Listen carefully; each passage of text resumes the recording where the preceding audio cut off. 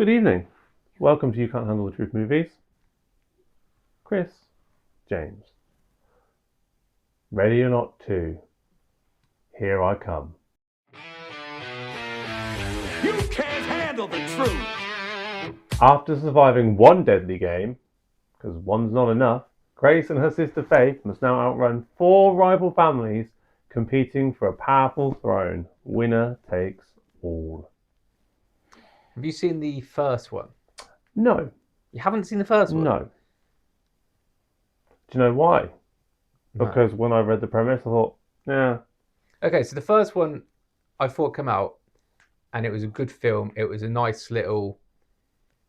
It was better than the second one, in my opinion, and it was done really well. This one it continued it really well, but also, yeah, it's one of those films where even though the sequel wasn't worse than the first one, there was nothing wrong with just leaving it at the first one.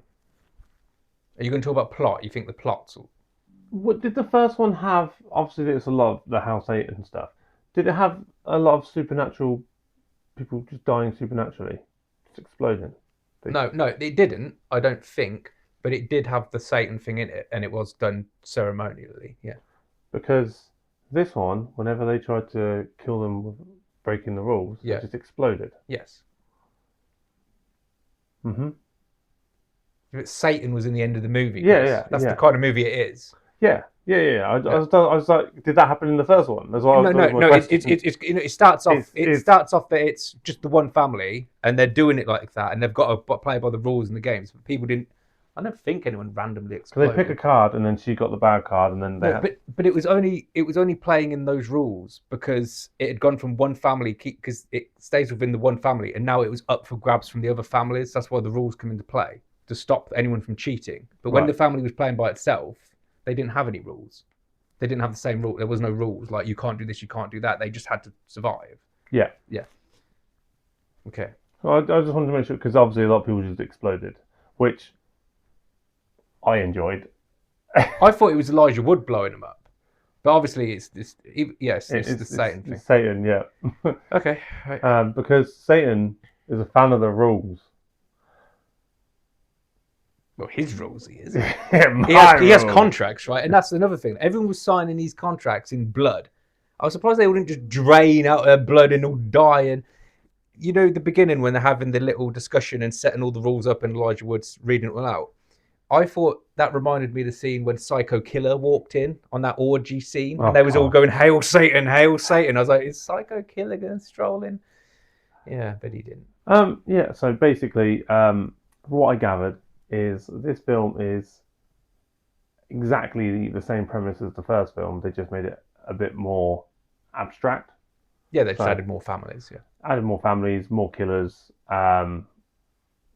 more terrain. Yeah, the first one was just a chase around inside the mansion. This one just had golf courses and stuff. Yeah, I did enjoy this film. It was good for what it was, but at the same time, it wasn't special.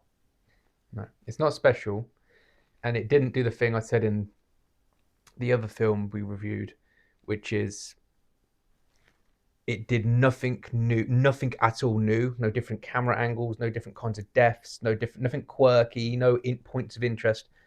It was all just very straightforward, and the thing they kept relying on was just blood splattering all the time over them again. But there was nothing really creative in the film, so a bit plain, enjoyable but plain. Yeah, I haven't seen the first film, but I figure if I watch the first film, it's going to be the same thing. The first one's also better because it has a build, because you don't know anything about what's going on. You meet her just as a normal woman, and then you find out she's like, what's going on, and it slowly introduces the fact that with this one you already know the situation, so they just have to go straight with it. So there's no build or anything with this one.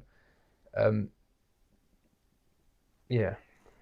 And like the guy that she marries and murders right at the end. Spoiler. Should have said that. Spoiler, and I'm sorry. Mm-hmm. And they're like, he's so evil, and I'm like, no, he didn't didn't seem that evil. Like at the end, he killed his sister, but like she was a pain in the ass anyway. Um, but he seemed like a puppy dog that had just been prodded too many times and then just killed a couple of people and was like, you know what, actually I'll rule myself. But he didn't seem like, for a Satanist as well, he didn't seem that crazy. Yeah. And like some of the scenes where they had like the guy was like, there was a thing going on. He's like, yeah, they can cease fire, and then on the news, cease fire, and I'm like, yeah, that's great. You show how powerful they Just are. showing that they rule the world. They're the heads of the world because of Satan. Yeah, Basically, like the world is. yeah. So it is a good political point there. Basically, they win by not dying, and then even though they're good people, they do murder lots of people, which is fine when you're doing it for a good reason. They were good people, and they murdered people, which is fine for a good reason. What are you talking about? Sarcasm. Oh, right, okay. I like it just going on about. and apparently they, without reading any of the contracts, they were able to win the game, break the contract, leave, everything like that, without any hassle at all. But Satan just went, oh yeah, Yeah, the rules good were job. a bit sketchy. You can't just walk away. The rules were. I like that. That's what I thought. Like they could have all just gone home. Yeah, at any point they could go, actually, you know what? I don't want to do it. So, I think my favourite character in it was probably Elijah Wood, and also the most point. Also, he's travelled a long way. He does from a lot. Mount Doom. He does a lot of different quirky. He does all sorts of different stuff. I like some of his stuff, and some of it's good, some of it's bad. But in this, I thought, wouldn't it have been most logical if they all just like took him out? Because he was the lawyer essentially. He was reading all the rules. If he were gone, like they could have just done what they like. Well, the rules are still there. But yeah, the rules of I didn't realise he worked for Satan. Yeah, tough boss. Okay, let's just give it a rating. Yeah. Okay. 5.7. 5.7. I go like a 6.5. Fuck. Yeah. Maybe a bit high. I thought it was an enjoyable film, but it could have made a lot better. I could have had a lot more stuff happening. Like could have just been better. It could have just been better. It could have. It's one of those just been better. It is though. It's one of them. You watch it and it's just we've seen this 100 times. This has been presented in that one, The Hunt.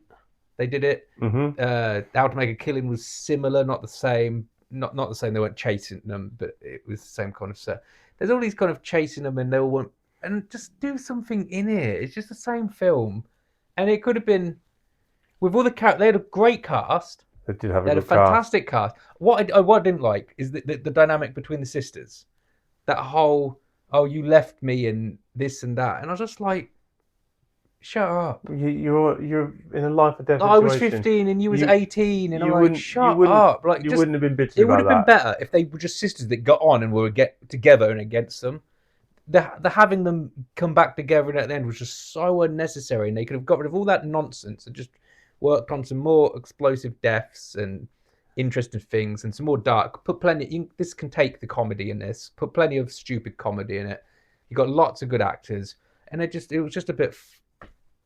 I would watch it happily, but I wouldn't want to watch this again anytime soon. If someone in the future is like, "Do you want to watch it?" I'd be like, "Yeah, sure, I'll watch that with you." But like, I'd have no desire to be like, "Oh, I've got to watch that film." Yeah, I wouldn't go and put it on myself. Yeah, but exactly. I wouldn't turn it off. So what did we end up at? 6.5 and 5 something. I said 5.7. You said. So can we just call it a 6? Yes. My maths isn't very strong, eh? Yeah, Ready or Not 2 is a 6. 6 will do. Thank you very much for watching. Please like and subscribe at some point. It would be really helpful. Love you. Bye.